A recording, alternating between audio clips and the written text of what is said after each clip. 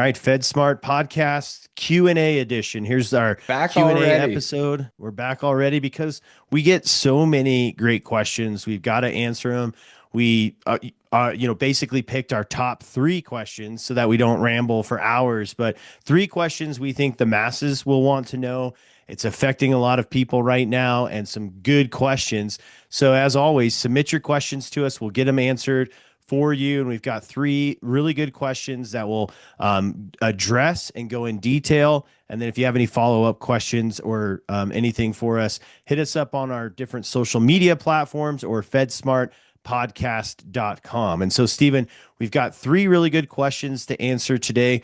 Let's just jump right into it. And the first question that I think we should address is a big one. You and I have had this question a couple times recently, and we've had it ourselves. We've got the big looming thing that's getting into everything out there, which is AI. I mean, No AI one's is in ever watched everything. Terminator, apparently. This never ends Apparently well. not. Skynet. And what's funny is it's playing out exactly like most of the I know. apocalyptic movies. So, Yeah, this will if you're end well, listening I'm to sure. this, yeah, if you're listening to this, live your best life because it won't be much longer. No, we're Say just please and kidding. thank you to Alexa. Yeah, Hopefully, I didn't trigger exactly. someone's Alexa, but Yeah, Chat GPT, I always at the end, like you said, I say thank you. But AI is in everything. And so we've gotten questions about, well, should I go to AI and ask ChatGPT or Gemini or all the different AIs about allocations for my TSP or about when to draw or withdrawal strategies? Basically, should I go to AI for financial advice and financial planning advice? Well, basically the short answer is a resounding no.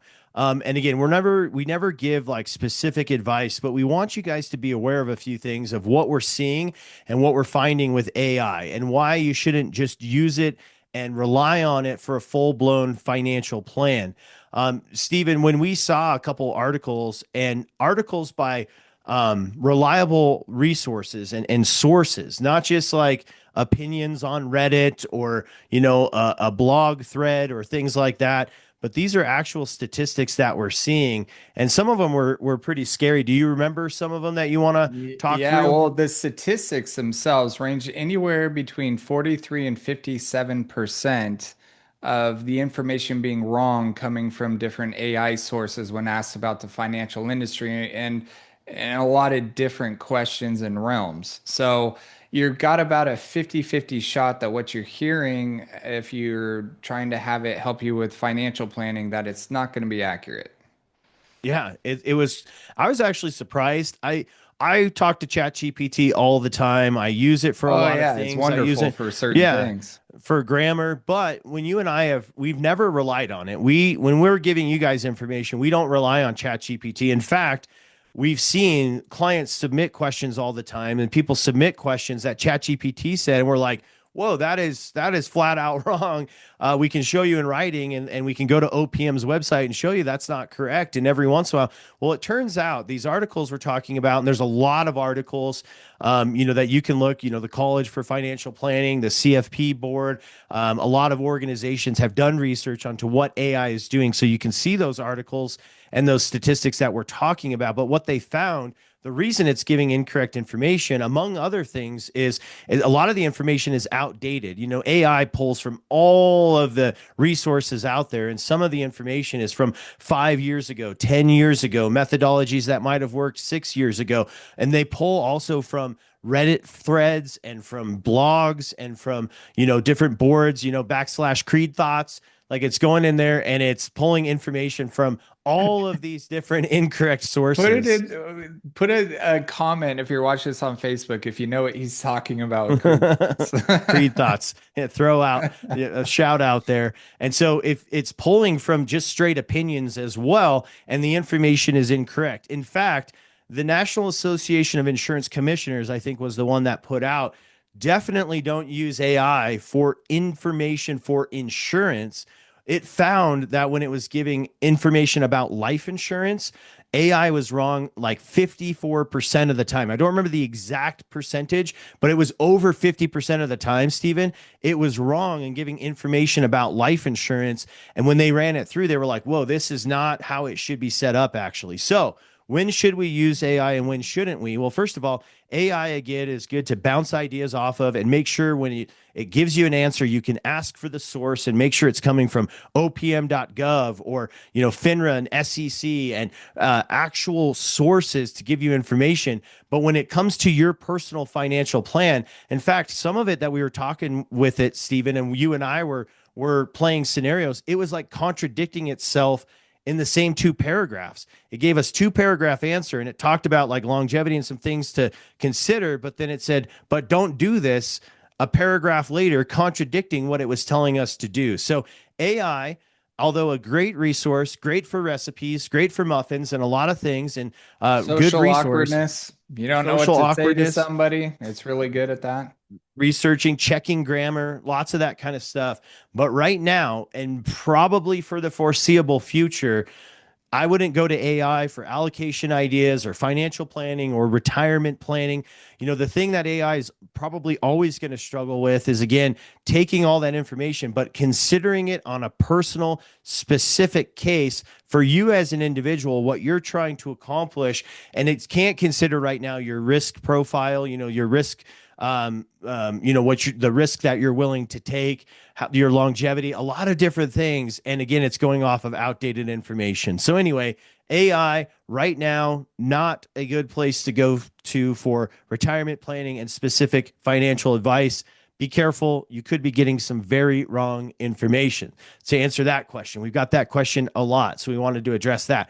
Second question that we want to talk about, is new earnings limits. A lot of people took the deferred resignation. A lot of people took early out offers this year and retired before 62, or they retired at 62 or older, and they're not at their full retirement age yet with Social Security.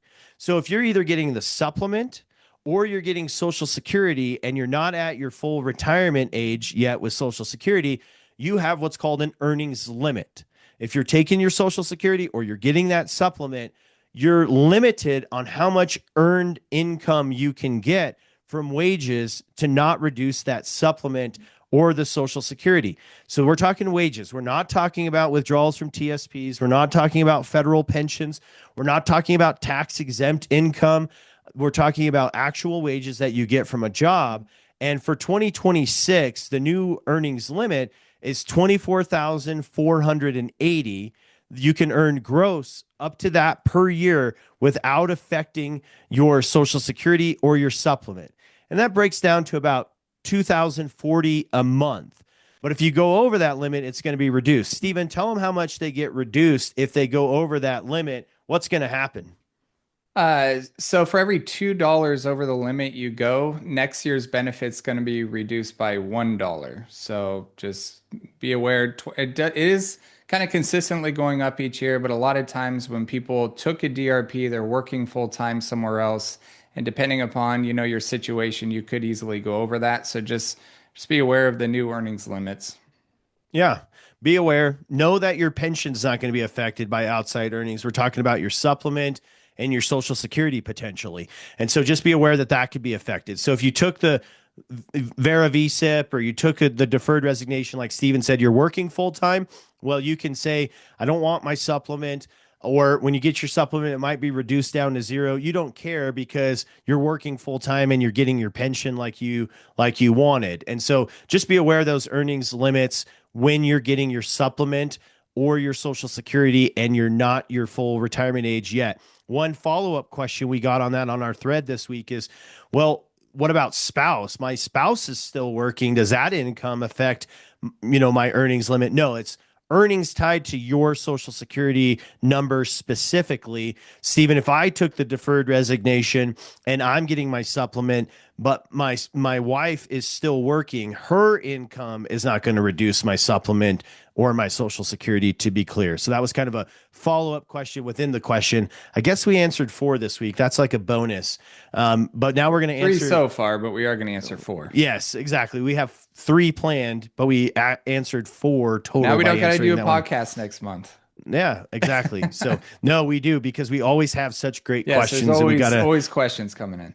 We got to answer them. So the third question that is comes from a very, very hot topic, probably the hottest topic of 2026, and definitely the first quarter of 2026 is Roth conversions. And just a quick answer on that. We have a whole podcast about Roth conversions, but one question that came up that we didn't answer in the actual podcast is, if I'm of age and I'm doing some required minimum distributions, or I'm required to be doing required minimum distributions, can I just do Roth conversions? And can that Roth conversion, when I'm pulling out of my traditional and putting into a Roth, count as my required minimum distributions? Will that suffice my required minimum distributions? Well, the short answer in a nutshell is what, Stephen? No, no, you No. cannot. That'd be really sweet though, but Yeah, no. the government, as always, said, you know what? That would make too much sense. And that's not what we do around here. We're not going to make sense. And if you're doing a conversion, that doesn't count as an RMD. When you're doing a conversion, when you're putting that into the Roth, you're either with the new brokerage, marking that it's a conversion, or you're filling out a conversion form. And if you're doing it in TSP plan conversion, they're tracking what chunks of money have actually been converted. And that doesn't count as a taxable distribution, even though, to be clear, you do have to pay taxes on it. It doesn't count as a required minimum distribution, sufficing distribution. Say that 10 times fast. And so, short answer, if you're doing a conversion, it does not count as your RMD. If you want to do a conversion, you're still going to have to do the RMDs on top of that. So those are our great questions from this past week that we wanted to answer for you. Next time, we're going to have a great topic for you guys. But then the one after that, we're going to do another Q&A session. So keep submitting your fantastic questions on Facebook. Follow us on Facebook, LinkedIn, YouTube, FedSmart Podcast, or go to our website, fedsmartpodcast.com. And if you're really ready to start preparing for your retirement at any age, or if you're already retired still, you can sign up for our course at federalretirementcourse.com. Free course, not selling you anything on there, just a great resource for you to learn about your retirement. And if you're already in retirement, learn about TSP distribution strategies and RMDs and all those things we've talked about. At FedSmart, we really, really appreciate you. I want to say it one more time, Stephen, that we're recording this podcast early January. Last year, we got over 25 million views on FedSmart Podcast. So we appreciate all of you guys and our FedSmart community so much. It's growing immensely. Let us know how we can keep educating and empowering federal employees. We're here for you. We're here for you and appreciate all of you here at FedSmart. FedSmart Podcast is meant for informational purposes only and should not be taken as financial advice or tax advice. FedSmart Podcast is not affiliated with any government agency or OPM. Jesse Black and Steven Puckett offer advisory services through Integrity Wealth. Integrity Wealth and FedSmart are not affiliated. If you'd like an appointment, please go to fedsmartretirement.com and schedule a free one-on-one appointment. Thank you.